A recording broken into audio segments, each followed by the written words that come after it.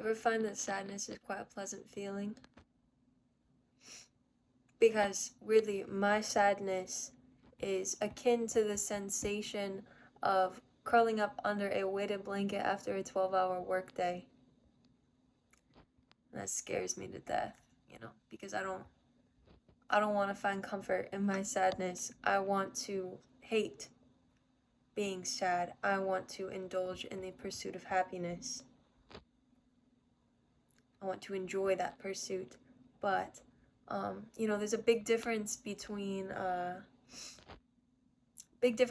reactive sadness and just generally being a sad person.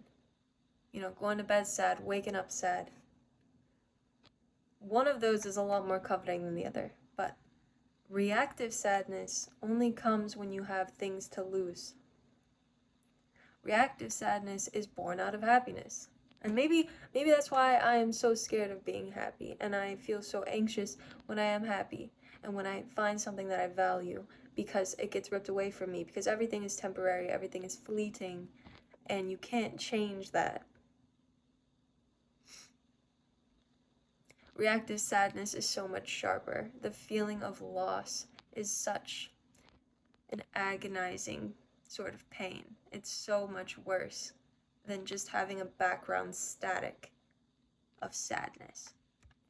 It's like a warm, comforty sludge that you carry around every day, and it almost makes you a little numb. I think when you're happy, you experience more emotions, but when you're sad, you can sort of tune out everything in favor of just the sadness, the pain. And at this point, because I've been dealing with it for so long, it's like it's familiar to me. It's like greeting an old friend in a very morbid way, and I don't like that, and I want to be better than this, but I don't know how, because being an adult is very difficult,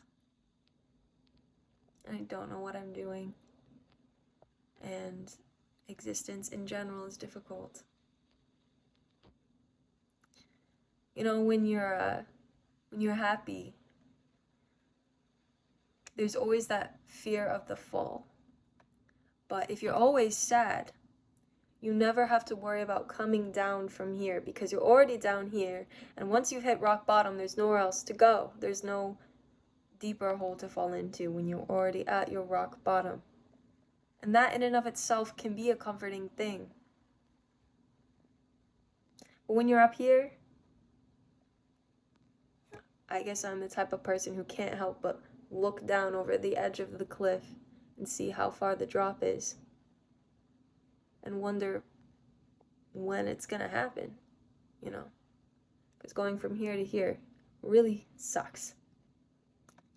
But if you're already here, you can just stay there and not have to worry about it. I don't want to be a burden to myself and to others. I want to take better care of myself so that I can do better for the people that I love, but it's very hard.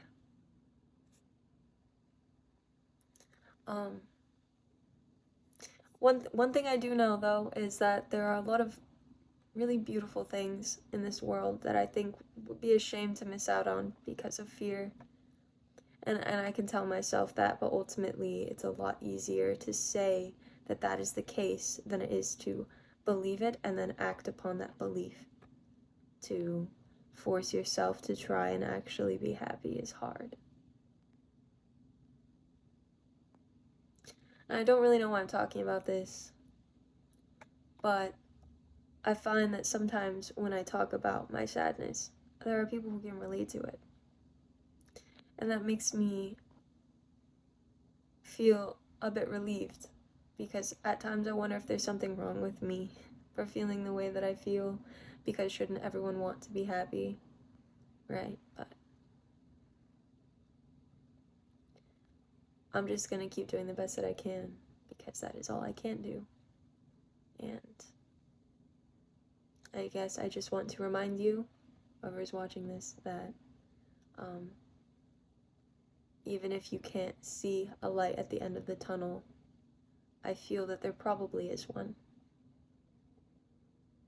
I don't know if I fully believe that myself, but I want to say it, and I want to believe it eventually. You're deserving of love, of peace, of care, of happiness, and of calm. Your existence matters. So